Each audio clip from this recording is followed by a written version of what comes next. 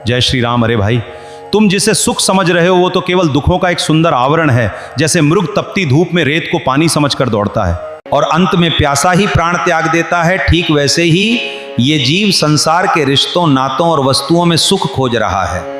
सुनो, ये मन बड़ा चतुर शिकारी है। ये तुम्हें कल की आशा में आज का आनंद लूटने से रोकता है। तुम सोचते हो कि जब बेटा बड़ा हो जाएगा, जब धन आ जाएगा, जब रोग मिट जाएगा, तब मैं भजन करूंगा, तब मैं सुखी होऊंगा। पर याद रखना, नदी का पानी कभी नहीं सूखता कि तुम सूखी नदी पार कर सको। तुम्हें बहती नदी में ही उतरना होगा।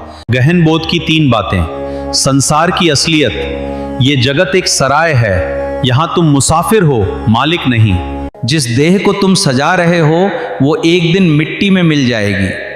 फिर इस मैं और मेरा का शोर कैसा, जो तुम्हारा है ही नहीं, उसे पकड़ने की चेष्टा ही सारे दुखों की जड़ है।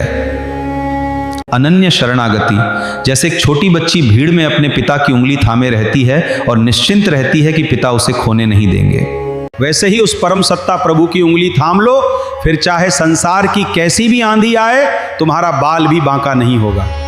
क्षण भंगुरता का ज्ञान, श्वास का क्या भरोसा, जो अभी आई है वो अगली बार आएगी या नहीं किसी को ज्ञात नहीं। इसलिए कल पर कुछ मत छोड़ो। यदि प्रेम करना है तो अभी करो, यदि सुमिरन करना है तो इसी क्षण करो। साधु होना केवल भगवा पहनना नहीं है, साधु होना स्व से सर्व की ओर जाना है। जब तक तुम्हारे भीतर दूसरे के प्रति ईर्ष्या है और जब तक तुम ऊंच नीच के भेद में फंसे हो, तब तक तुम परमात्मा से कोसों दूर हो।